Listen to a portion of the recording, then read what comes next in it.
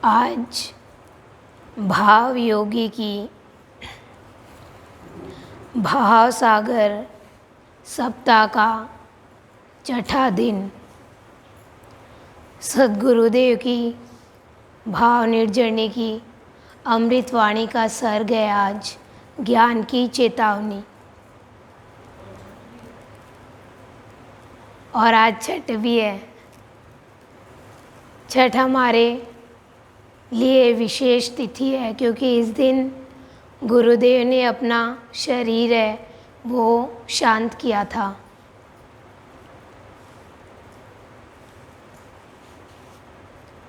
भाव सागर सप्ताह में हमारे संत हमें चेतनता में रह करके किस प्रकार भक्ति में लीन होना है, ये संत कृपा को पहचानना आ जाता है। सत्संग के महात्म्य के बारे में संत हमें चेत कराते हैं। चेतावनी प्राप्त करते हुए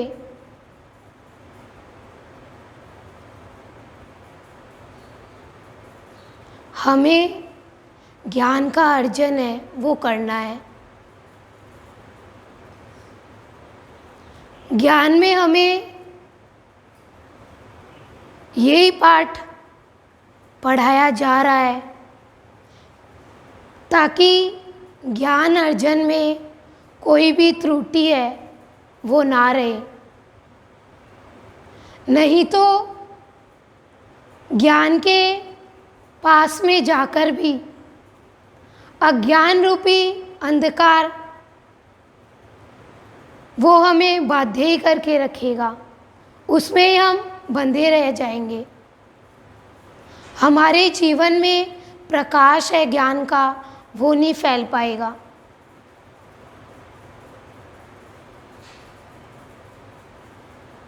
हम प्राणी भक्ति में तो लीन होना चाहते हैं लेकिन हम संत की कृपा को पहचानते नहीं हैं। अब हम नहीं पहचान सकते सोने को कि ये सोना है कि पीतल है। हम किसी मनुष्य के अंदर का नहीं पहचान सकते।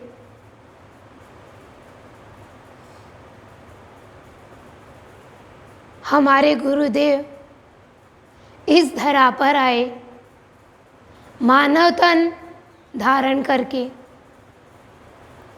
लेकिन लोगों ने गुरुदेव को पहचाना नहीं। संत भी पहचान उन्हीं को देते हैं जिनके अंदर में पवित्रता होती है, जिनके अंदर का अंतःकरण शुद्ध होता है। संत अंतर का देख लेते हैं कि ये अंदर में क्या भावना लेकर के मेरे पास आया है। अगर भोग की भावना लेकर के आया है तो संत क्या करेंगे? प्राणी को भोग में ही लगा देंगे, उसको भोग ही दे देंगे। संसार का सुख ऐश्वर्य जो कुछ भी वो संत के पास लेने के लिए आएगा संत उसको वो ही दे देंगे, लेकिन अपनी पहचान नहीं देंगे। माता बनासा ने पहचान लिया बाबा को तो बाबा के पास वो दौड़ी दौड़ी जा रही है। 1 साल तक वो बाबा के पास जाती है। बाबा उनकी तरफ भी नहीं देखते कि क्यों आई है तू, वापस चल जा। फिर रास्ते में बहनें मिलती है, फिर वापस आ जाती है। तो 1 साल हो गया।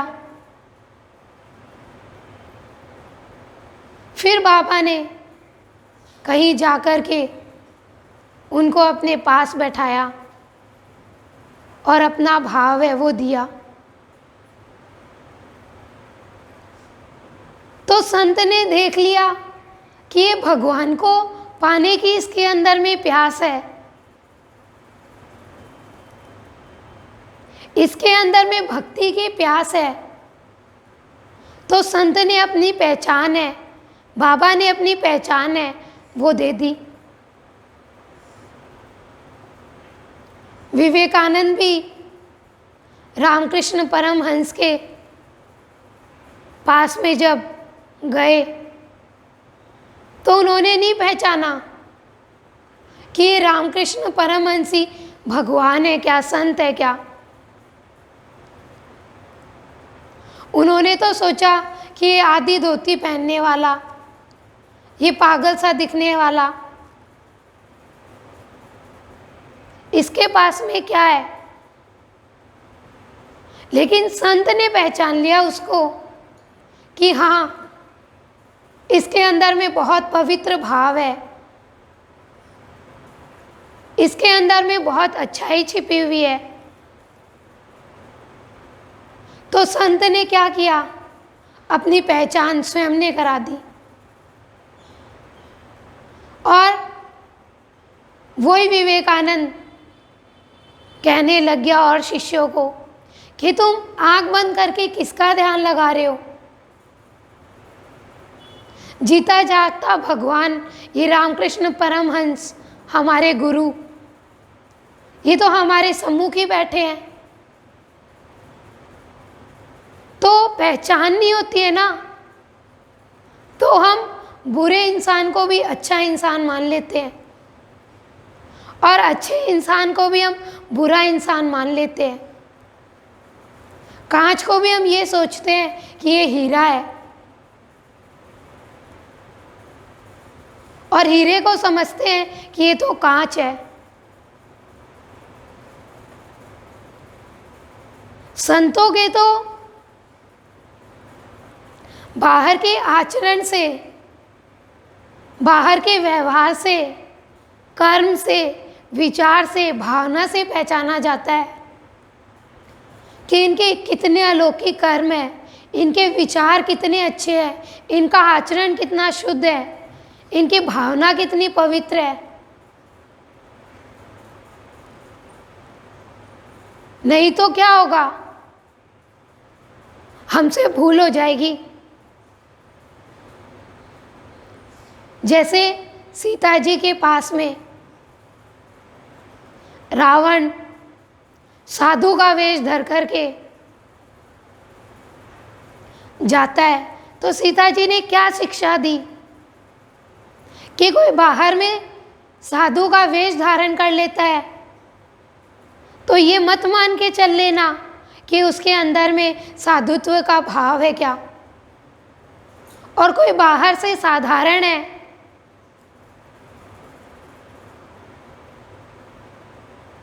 तो ये मत मान लेना कि ये भगवान नहीं है क्या।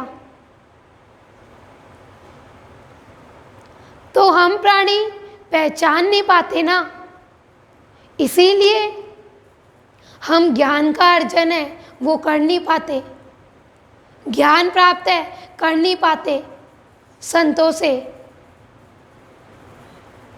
कहा भी है ना, पहचान बिना हीरे का भी क्या मूल्य चुका पाया कोई।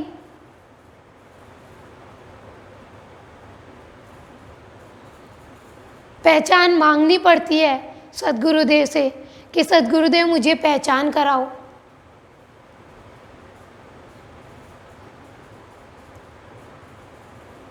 हम तो, कोई हमें डांट देता है तो हम क्या कहेंगे कि ये तो खराब है, इसने मुझे डांट दिया, इसने मुझे ऐसा ऐसा बोल दिया। लेकिन और कोई बहुत मीठा मीठा बोल रहा है तो हम क्या कहेंगे कि हाँ ये तो बहुत अच्छा इंसान है। लेकिन हम जान नहीं रहे कि डांट में भी हमारा भला छिपा है। हमें आगे बढ़ाने का भाव है, और कोई बाहर से मीठा मीठा बोल रहा है और वो मीठा मीठा बोल करके हमारा जीवन है वो खराब कर रहा है। हम पहचान नहीं पाते तो हमसे ये गलतियां है ना वो होती जाती है, और हम हमारा जीवन है वो सुंदर बनाने की बजाय खराब कर लेते हैं।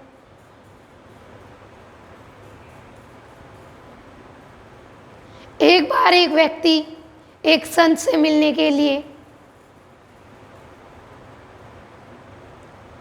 कहीं जंगल में संत का आश्रम होता है, वहां पर जाता है।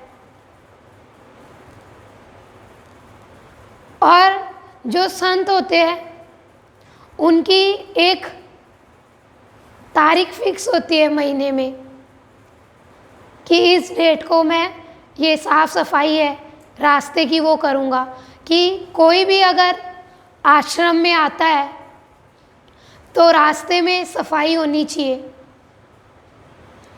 कांटे पत्थर गंदगी ये कुछ भी नहीं हो।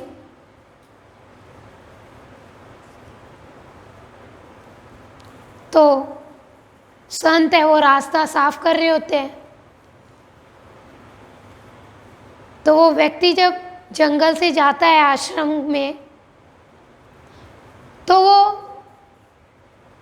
उससे पूछता है जो रास्ता साफ कर रहा होता है कि यहाँ पे एक आश्रम है वो कहाँ पर है। तो वो संत उसको बता देते हैं कि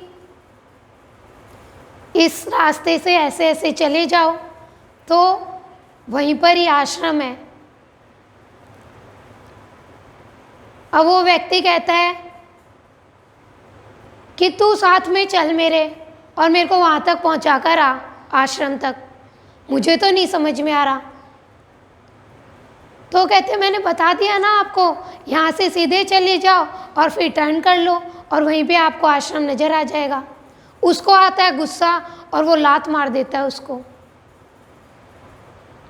फिर वो आश्रम में जाता है व्यक्ति, तो कहता है मुझे यहाँ पर जो संत रहते हैं उनसे मिलना है।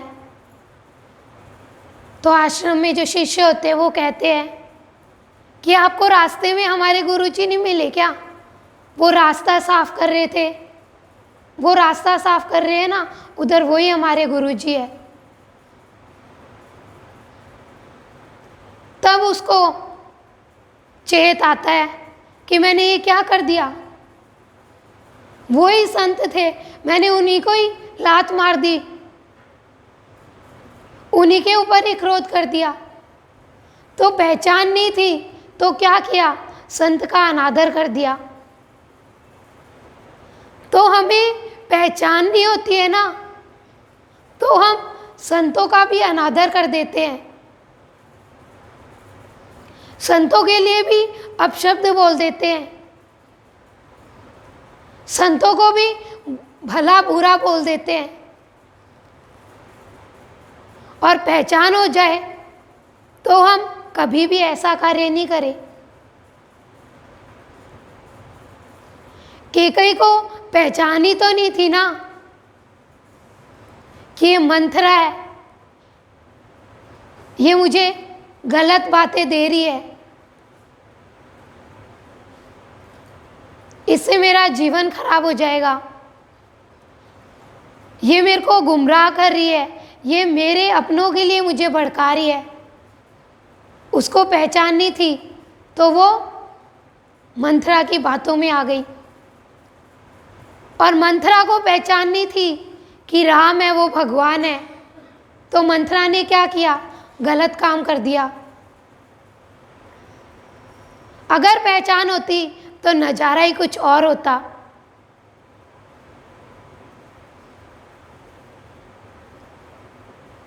पहचान जब तक हमें नहीं होगी ना तब तक हम संत से ज्ञान है वो नहीं ले पाएंगे। हमारे जीवन में अज्ञान रूपी अंधकार है वो छाया ही रहेगा और वो अज्ञान में ही हम बंधे रहेंगे।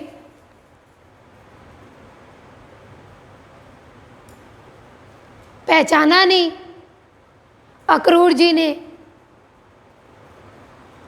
कि मैं भगवान को अपने रथ में बैठा के और मथुरा ले जा रहा हूँ क्या। और जब पहचान हुई तो उनका जीवन ही बदल गया।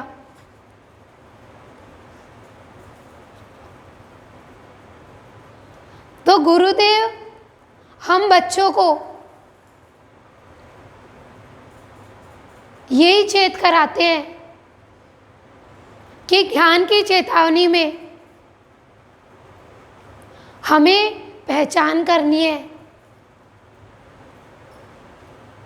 जिससे हमसे कोई भी गलती है वो नहीं हो।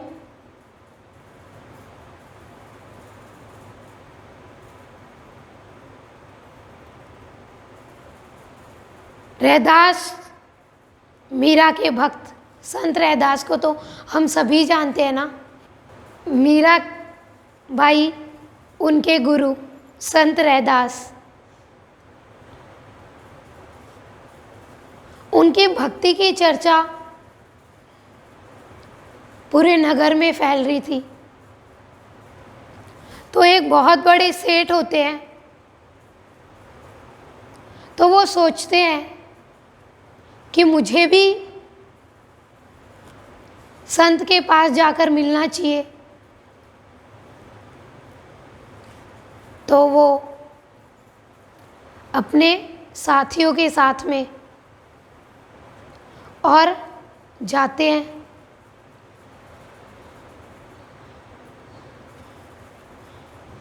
तो संत क्या करते हैं, अज्ञात शक्ति के द्वारा उनके अंदर में प्यास जगा देते हैं उस सेठ के अंदर में। अब सेठ को प्यास लगी, अब वो देख रहा है हर तरफ पानी पीने के लिए, उसको कहीं पानी नहीं मिला। फिर उसने दूर देखा कि एक व्यक्ति बैठा हुआ है और उसके पास में पानी रखा है और वो जूते गाट रहा है।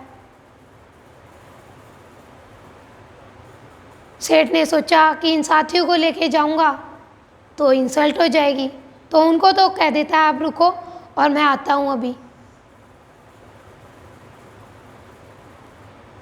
जाता है और कहता है मुझे पानी की प्यास लगी है, मुझे पानी पिलाओ।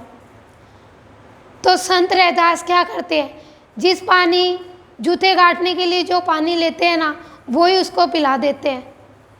तो उसको घिन आ जाती है एकदम से कि छी कैसे गंदा पानी पिला रहा है मुझे।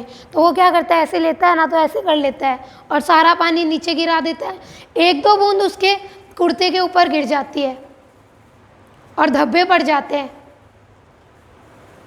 फिर जब अगले दिन उस सेठ की बेटी अपने पिता का वो कुर्ता धो रही होती है तो वो दाग जा नहीं रहा होता है, बहुत रगड़ती है लेकिन नहीं जाता। तो वो क्या करती है, वो जो कपड़ा जहाँ पे धब्बे है उसको मुंह से चूसने लग जाती है और जैसे ही चूसती है आत्मज्ञान हो जाता है और बड़ी बड़ी आत्मज्ञान की बातें करने लग जाती है। सेठ पूछता है कि तू इतनी बड़ी बड़ी ज्ञान की बातें तूने आज तक तो नहीं करी, आज ऐसे कैसे बातें कर रही है। तब वो कहती है कि पिताजी आपके कुर्ते पे जो धब्बे गिरे हुए थे मैंने तो उसको चूसा था, उससे प्रकाश ही प्रकाश फैल गया। तब वो सेठ भागा भागा और संत रैदास के पास जाता है कि महाराज मैंने आपको पहचाना नहीं, मुझे भी ज्ञान कराओ।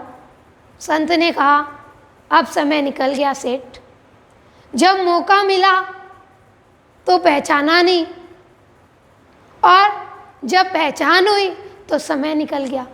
हमारे साथ में भी यही होता है, संत हमें पहचानने के बहुत अवसर देते हैं लेकिन हम पहचान नहीं पाते। क्यों? क्योंकि हमारा अंतःकरण जब शुद्ध होगा, भीतर में पवित्रता होगी,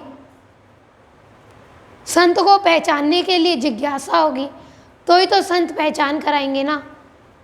कबीर जी को भी लोगों ने कहाँ पहचाना, उनको कह रहे हैं कि ये तो जुलाहा है।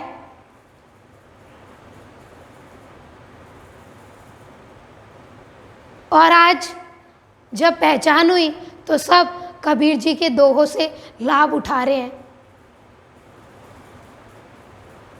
तो संत ही पहचान कराते हैं। जैसे तुलसीदास जी को एक भूत ने पहचान करवा दी कि तेरी जो जब तू कथा करता है तो कोडियन के वेश में जो एक व्यक्ति आता है वो हनुमान है, वो संत है, और वो ही तुझे राम से मिलाएगा।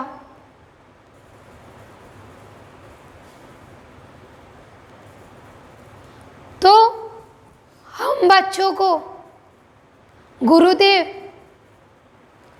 यही शिक्षा देते हैं कि अज्ञानता में अगर हम रह गए ना तो हम कभी भी ज्ञान को प्राप्त नहीं कर पाएंगे।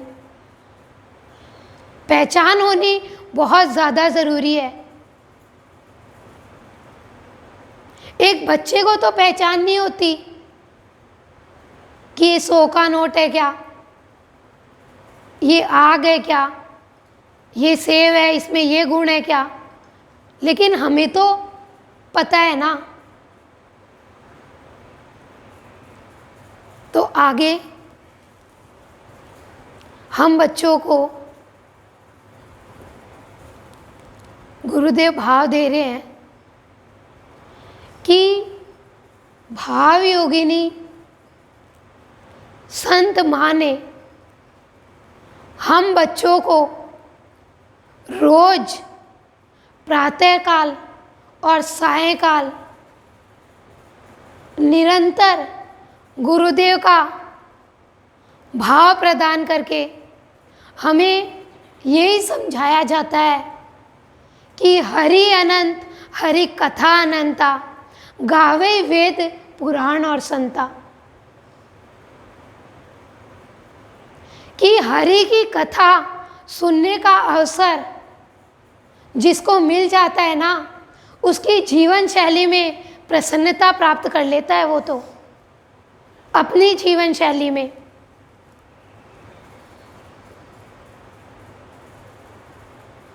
जीवन की शैली प्राणी की कैसी है, उसी के द्वारा ही प्राणी के अंदर में प्रसन्नता आएगी।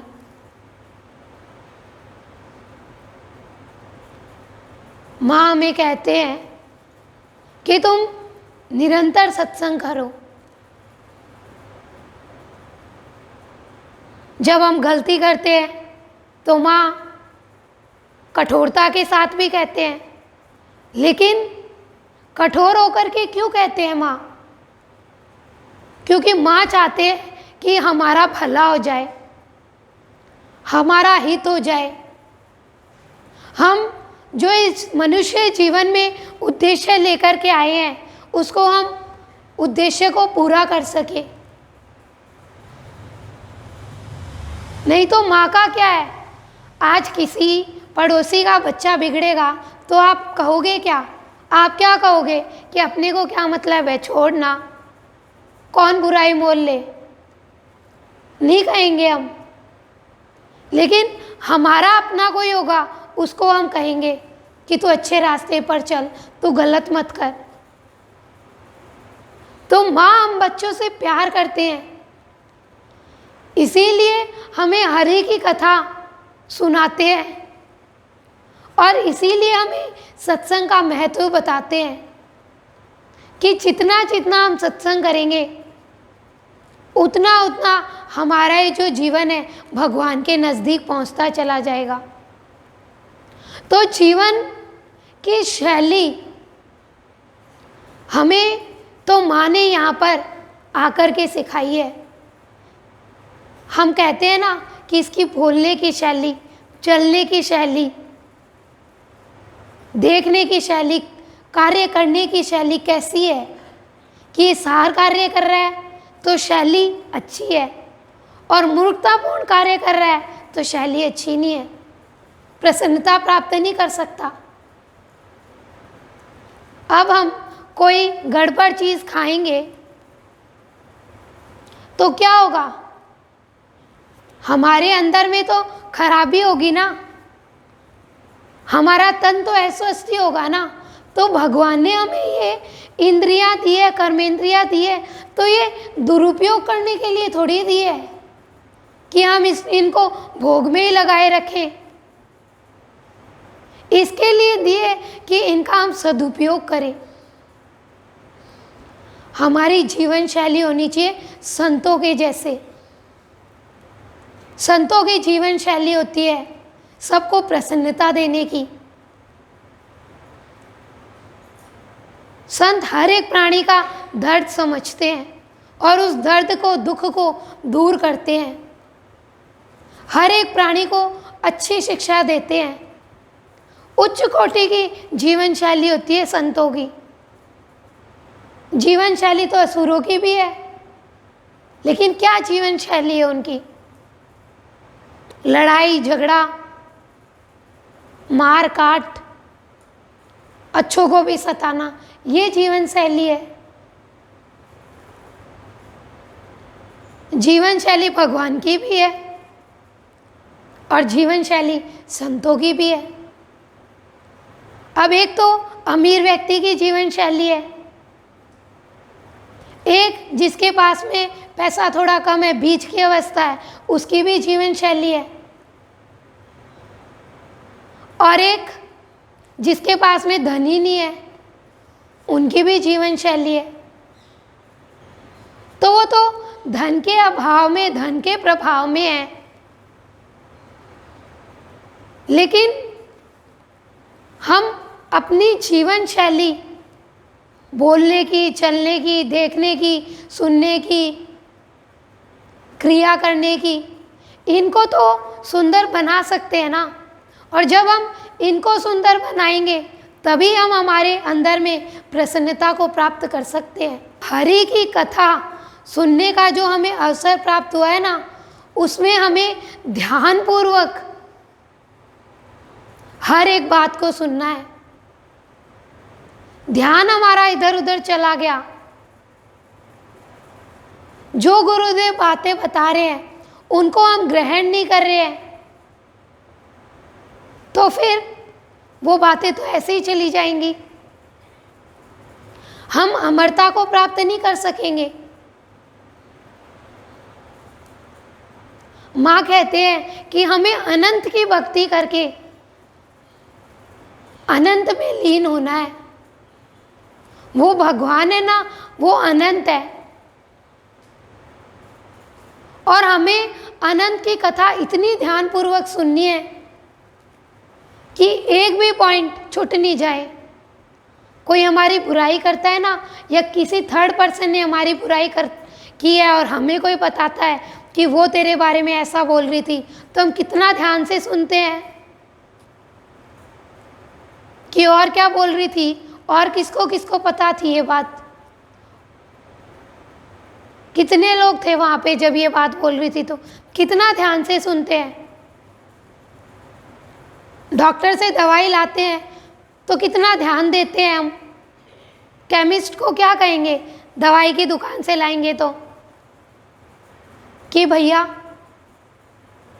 इस पे लिख दो आप कि नाश्ते के बाद लेनी है, इस पे लिख दो कि 1 टाइम लेनी है, इस पे लिख दो कि 2 टाइम लेनी है। डॉक्टर के पास भी जाएंगे तो डॉक्टर साहब दूध के साथ लेनी है क्या, या पानी के साथ लेनी है? हम कहेंगे ना डॉक्टर साहब परहेज क्या क्या करना है मेरे को, लेकिन सद्गुरुदेव के पास आके कभी नहीं कहेंगे कि गुरुदेव मेरे को इस जीवन में परहेज क्या क्या करना है।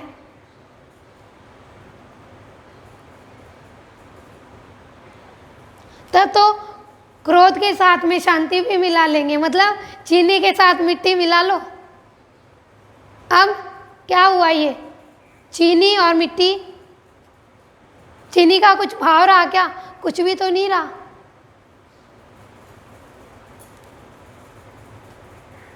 तो सद्गुरुदेव हम बच्चों को सत्संग के माध्यम से मन के अनेक रूपों को समझाते हैं ताकि हम हमारा जीवन है वो प्रसन्नता पूर्वक जी पाए। मन के द्वारा हम प्रसन्नता है उसमें रहना सीख पाए। मन ही तो ध्यान नहीं देने देता ना हरि की कथा में, मन ही तो चला जाता है हमारा इधर उधर। गुरुदेव ने मन के 4 रूप बताए हैं संतमणि में कि मन है वो प्राणी का गधा है, मन मक्खी है, मन भंवरा है और मन मेंढक है। गधा मन क्या करेगा? उसको चाहे आप कितने ही अच्छे स्थान पर रख दो, लेकिन वो जाकर गंदगी में ही लौटेगा। तो कुछ प्राणी का मन होता है वो गधे के जैसा होता है, वो विषय वासना में ही जाता रहता है खाली। और कुछ प्राणी का मन मक्खी के जैसा होता है कि सत्संग में आया तो अच्छी बातों को धारण कर लेगा और में गया तो खराब बात। मक्खी क्या करती है? अच्छे पे भी बैठ जाती है, मीठे पे भी बैठ जाती है, तो गंदगी पे भी बैठ जाती है। तो कुछ का मन ऐसा होता है और कुछ प्राणियों का मन है वो भंवरे के जैसा होता है। भंवरा क्या करता है? एक फूल पर बैठ गया, दूसरे पे बैठ गया, तीसरे पे बैठ गया, तो भंवरे के जैसा मन होता है। वो अच्छी बातों का रस तो लेगा लेकिन उसके अंदर ठहराव नहीं आएगा। और मेंढक का मन गुरुदेव ने सबसे अच्छा बताया है कि मेंढक है वो पानी में रहता है, तालाब में रहता है, कुछ काम होता है तो तालाब से बाहर आ जाता है और वापस अपना पानी में चला जाता है। तो हमारा भी मन ऐसा हो मेंढक की जैसा कि संसार में घर में कोई कार्य होता है तो हम वो करें और जैसे ही हमारा वो कार्य समाप्त हो जाए हम भगवान के भाव में लीन हो जाए। तो इंद्रियों को हमें संत के वश में करके हर एक शंका का समाधान है वो गुरुदेव हमारा करेंगे। लेकिन कब करेंगे? जब हम इंद्रियों को संत के वश में कर देंगे। इंद्रियों को ही तो चाहिए ना सारे सुख का साधन। तो हम संत से प्रार्थना करें कि गुरुदेव मेरी इंद्रियों के ऊपर सिर्फ आपका ही शासन रहे। मन है ना वही इंद्रियों को चलाता है और जब इंद्रियों के ऊपर संत का शासन हो जाएगा तो फिर संत हमारी हर एक शंका का समाधान करेंगे। कोई भी शंका है वो हमारे अंदर में नहीं रहने देंगे।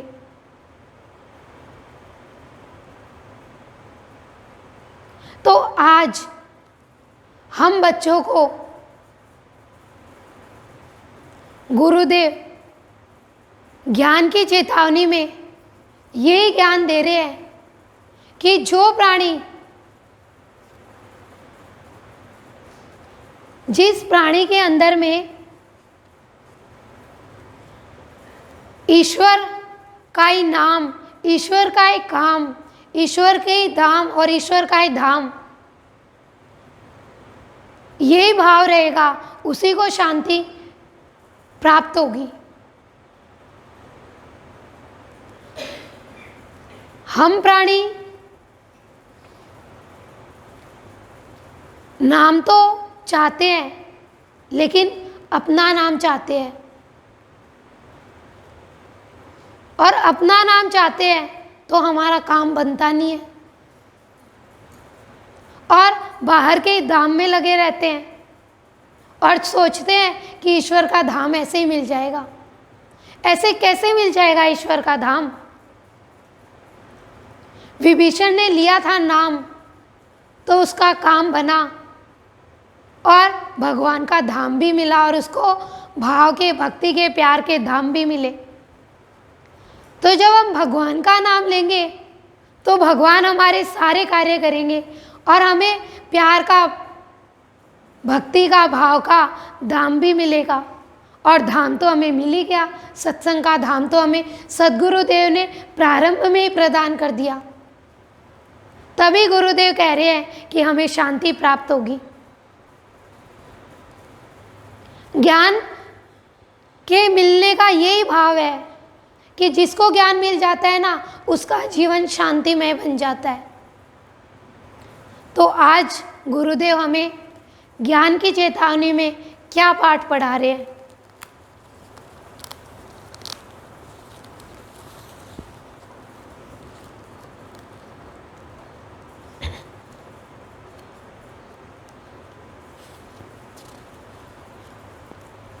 गुरुदेव की ज्ञान की चेतावनी की अमृत वाणी है। गुरुदेव कह रहे हैं हम बच्चों को आज ज्ञान की चेतावनी में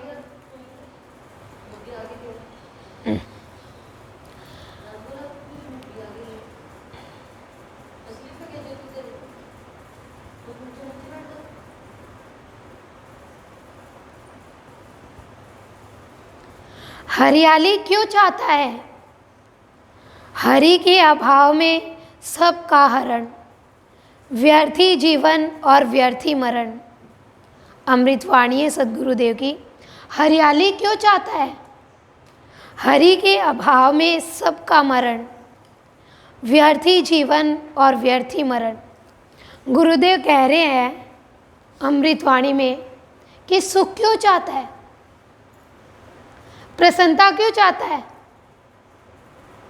खुशियां क्यों चाहता है? तो दुख तो कोई भी नहीं चाहता, चिंता तो कोई भी नहीं चाहता।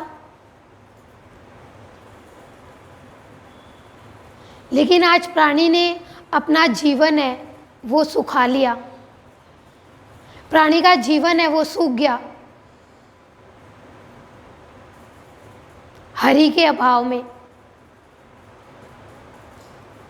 अब कहीं पर सूखा पड़ गया तो क्या होगा? अनाज है उसकी पैदावार नहीं होगी। पानी के अभाव के कारण हरियाली है वो नहीं आएगी। तो गुरुदेव कह रहे हैं अमृतवाणी में कि हरि के अभाव में सबका हरण। जैसे वर्षा अगर नहीं हुई तो अन्न उत्पन्न नहीं होगा, वैसे ही जब प्राणी को ज्ञान प्राप्त हो जाता है ना, तो उसको पता चलता है कि भगवान तेरे अभाव में, हरि तेरे अभाव में मेरा ये जो जीवन है वो सूखा है।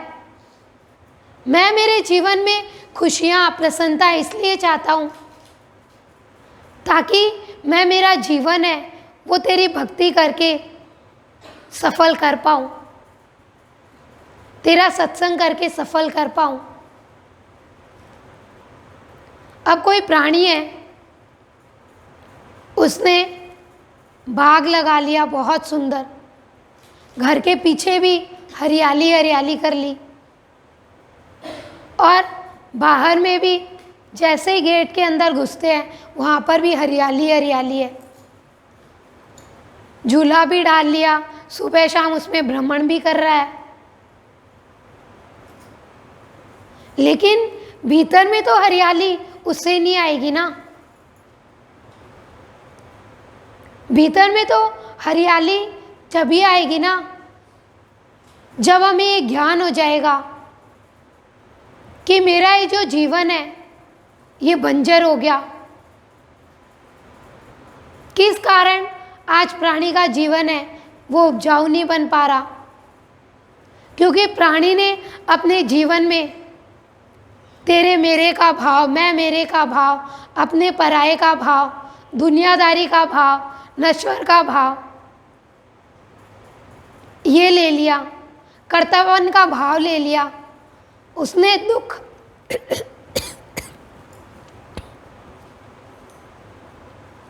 दुख, चिंता, परेशानी का ही भाव है, अपने जीवन में ले लिया। मेन तो प्राणी की मैं है ना, वो प्राणी के जीवन को सुखा डालती है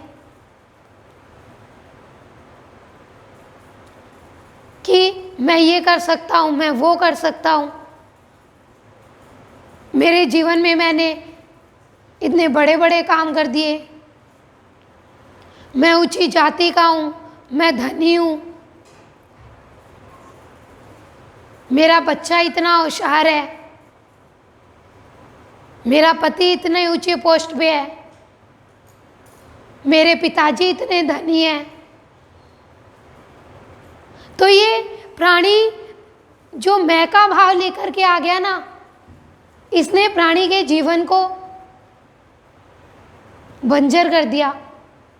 तो कह रहा है कि हरियाली क्यों चाहता है, बच्चे को कह रहा है तू पढ़ना क्यों चाहता है। मैं पढ़ना इसलिए चाहता हूँ कि जब मैं पास हो जाऊंगा ना तो मैं दूसरी कक्षा में बैठूंगा। मैं पढ़ना इसलिए चाहता हूँ कि जब मैं अच्छा पढ़ लिख लूँगा तो मैं पैसे कमाऊँगा, घर में सुख सुविधा है उसका साधन करूँगा।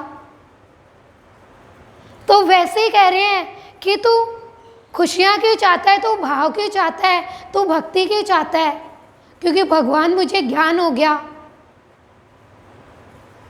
कि अगर मैंने मेरे जीवन में इनको नहीं अपनाया तो मेरा सब कुछ मिला हुआ तो व्यर्थ है, सारा कमाया हुआ तो व्यर्थ है मेरा। अब मान ले हम एक किसान है और उसने भूमि में बीज भी डाल दिया, अच्छे से देख रेख भी कर ली, पौधा है वो पनप भी गया, लेकिन उसमें पानी नहीं दिया तो क्या होगा, वो फल नहीं देगा। तो वैसे ही हमारा ये जीवन है, जब हमें ज्ञान हो जाएगा ना तो हमें पता चलेगा कि इस जीवन में अगर हरि नहीं है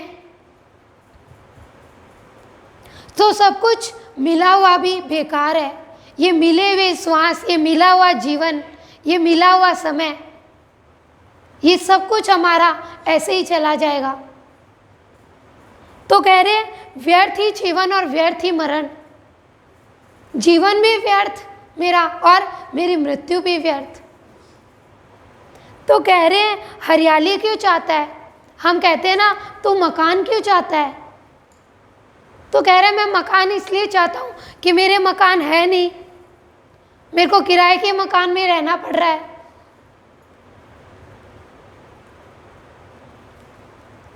तो ऐसे ही गुरुदेव हमें कह रहे हैं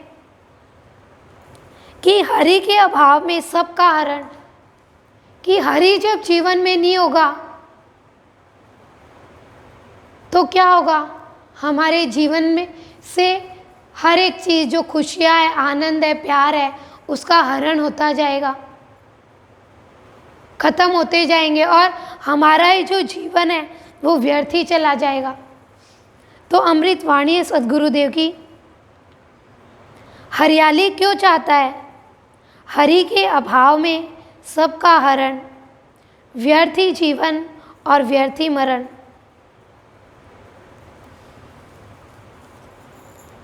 आगे अमृत वाणी है सद्गुरुदेव की, कौन कह सकता है कि बोलने वाला कौन है, बोलकर नहीं अनुभव कर ही जान सकेगा। अमृत वाणी है सद्गुरुदेव की, कौन कह सकता है कि बोलने वाला कौन है, बोलकर नहीं अनुभव कर ही जान सकेगा।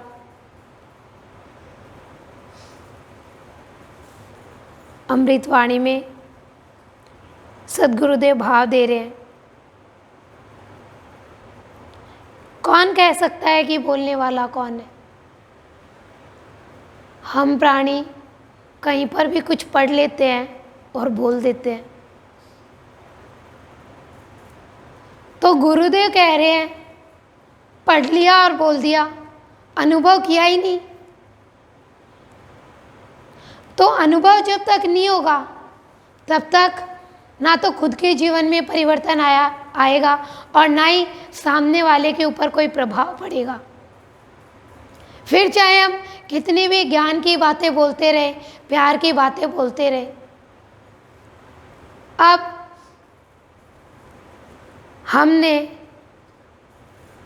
हमें किसी ने कह दिया कि बाजार में और ये चीज़ बहुत अच्छी मिल रही है,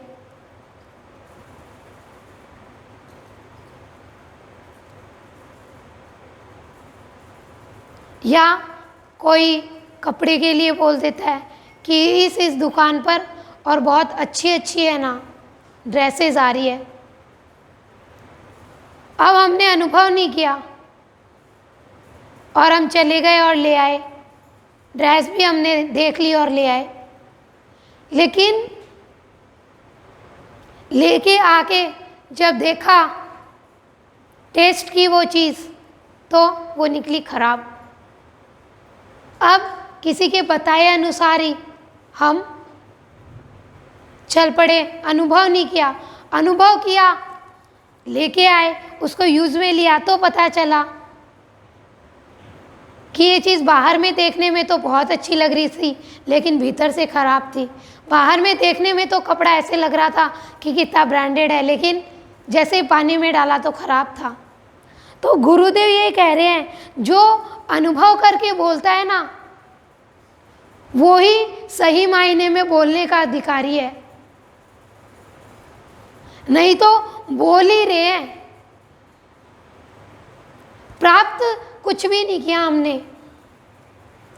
अब कोई चीज़ हम मिठाई लेके आए, हमने बाहर से देख ली, लेकिन जब हम खुद बनाएंगे तभी तो हमें पता चलेगा ना ये चीज़ कैसे बनी। अब हमने नेट पे पढ़ लिया कि बेसन की चक्की है वो ऐसे ऐसे बनाई जाती है, और उसमें लिख दिया कि 2 तार की चाशनी बनाओ।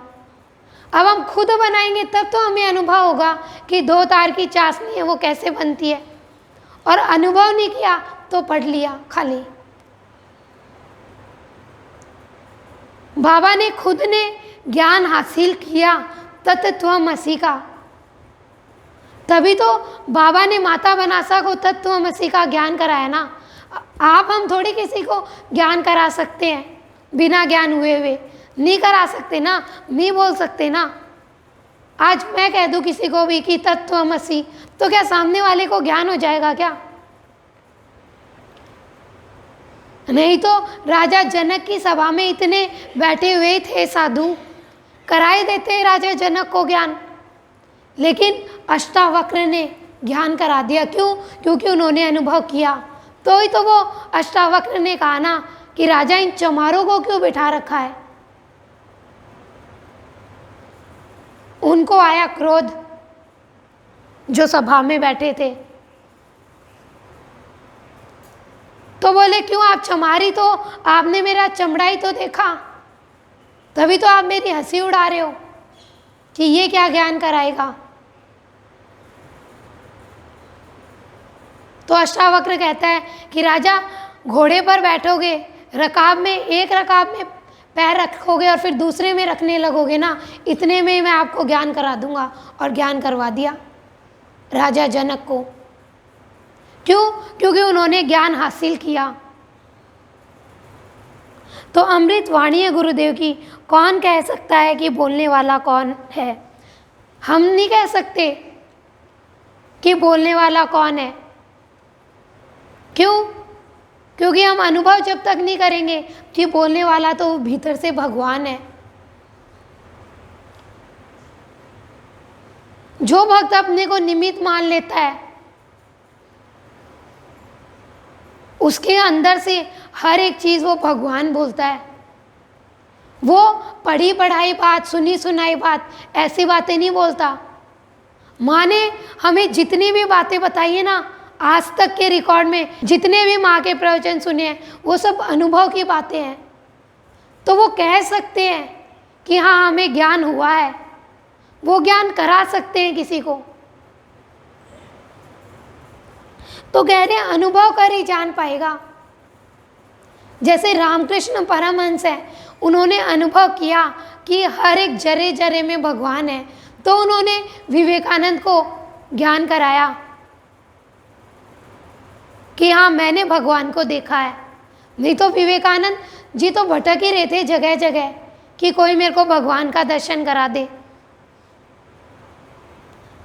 तो अमृतवाणी सद्गुरुदेव की, कौन कह सकता है कि बोलने वाला कौन है, बोलकर नहीं अनुभव कर ही जान सकेगा। गुरुदेव कह रहे हैं बोलकर नहीं अनुभव कर ही जान सकेंगे। आगे अमृतवाणी सद्गुरुदेव की, अंधड़ आया उड़ने लगे हल्के, गुरु तो गुरु ही रहे। अमृतवाणी सद्गुरुदेव की,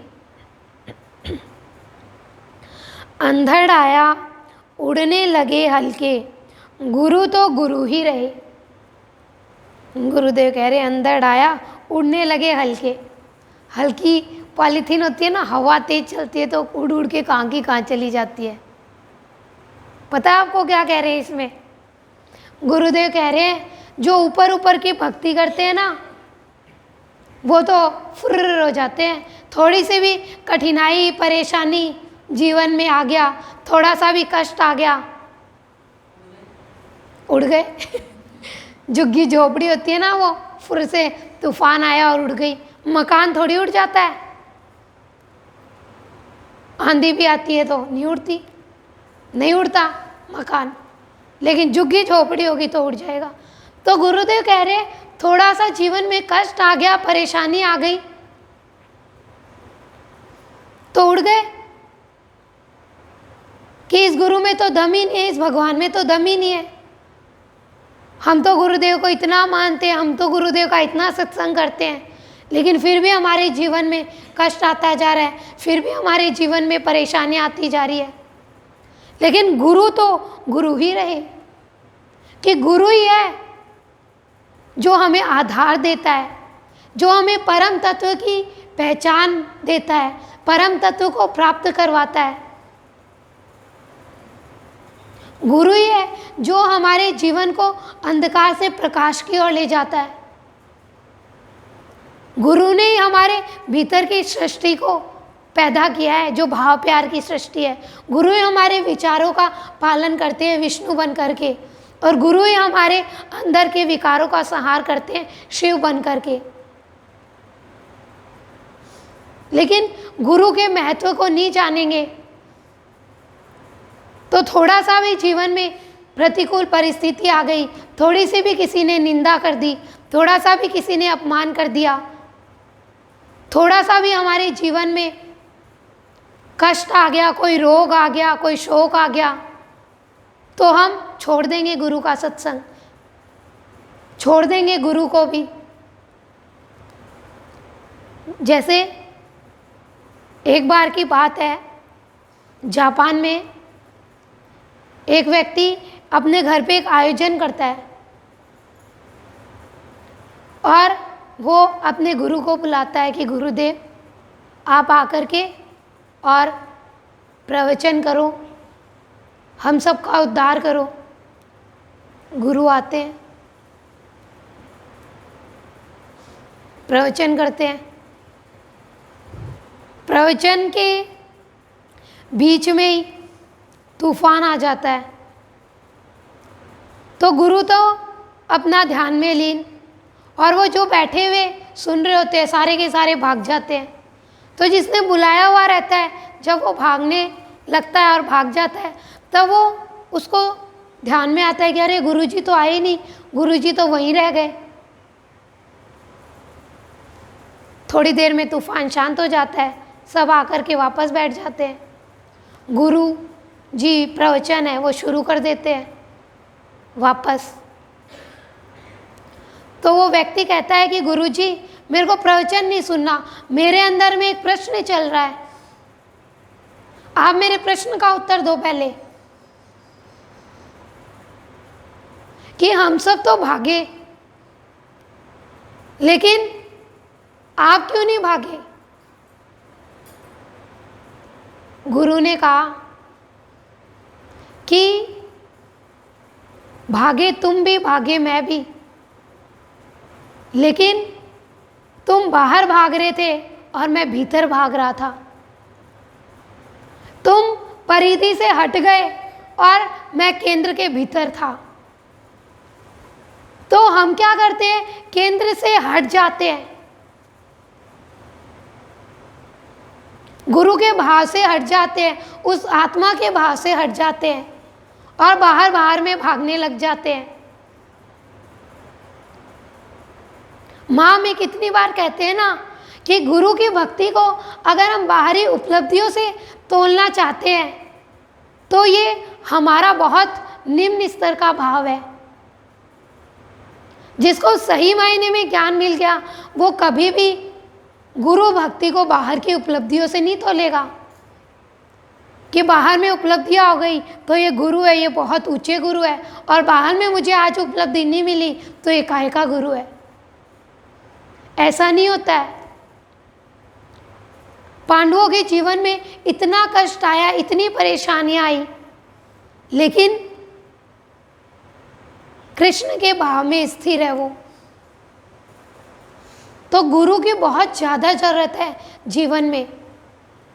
भगवान कृष्ण ने भी गुरु बनाए थे, भगवान राम के भी गुरु थे, और हम तो गुरु को हल्के में ले लेते हैं कि गुरु की भक्ति कर रहे हैं, क्या एक इंसान को पूज रहे हैं ये।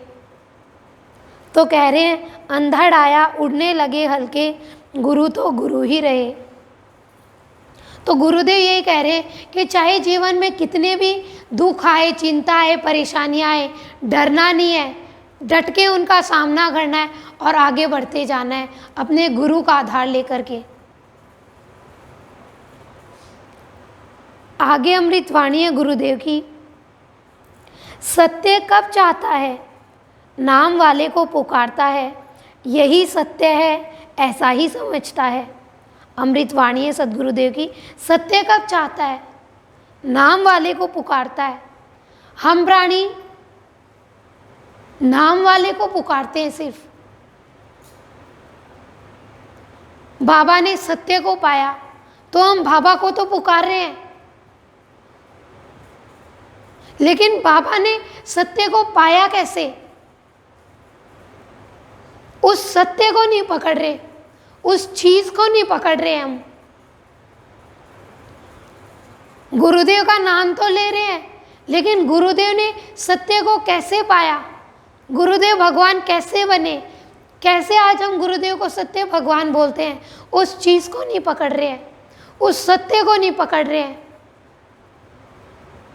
राजा हरिश्चंद्र की बात कर रहे हैं कि राजा हरिश्चंद्र ने सत्य के लिए कितनी कुर्बानियां दी, राजपाट का भी त्याग कर दिया, पत्नी बच्चों को भी छोड़ दिया, लेकिन सत्य के लिए कितना तप करना पड़ता है वो हम करना ही नहीं चाहते। तो कह रहे सत्य कब चाहता है? सत्य तो चाहते ही नहीं ना। सत्य चाहे तो कभी भी असत्य का सहारा नहीं ले हम। फिर तो हमारी वाणी में, हमारे आचरण में, हमारे कर्म में, हर एक चीज में सत्य का भाव रहे।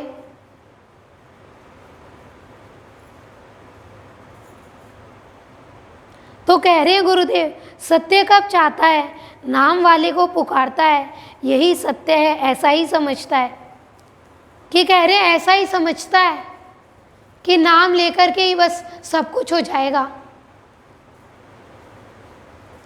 तो गुरुदेव कह रहे हैं सत्य के लिए आलस्य भी छोड़ना पड़ेगा, कठोर तप भी करना पड़ेगा, कठिनाइयों का सामना भी करना पड़ेगा, लेकिन वो नहीं करना चाहते हम। राम आए इस संसार में, उनको भज रहे हैं, लेकिन उन्होंने कैसे सत्य को पाया? उस चीज की ओर नहीं जा रहे, उस चीज को नहीं पकड़ रहे। कोई बहुत ऊंचाई पर गया है तो वो ऊंचाई पर गया कैसे? उसने कैसा जीवन जिया, उसने कैसे विचारों को अपनाया, वो जब हम अपने जीवन में अपना लेंगे ना, दृढ़ता के साथ जब हम प्रण करेंगे कि प्रभु मेरे विचारों में, मेरे आचरण में, मेरे कर्म में, मेरे व्यवहार में, मेरी वाणी में सिर्फ एक सत्य का ही भाव हो, तो फिर हमारा जीवन है वो सत्यमय जीवन है, वो जी पाएंगे। तो अमृत वाणी है सद्गुरुदेव की, सत्य कब चाहता है, नाम वाले को पुकारता है, यही सत्य है ऐसा ही समझता है।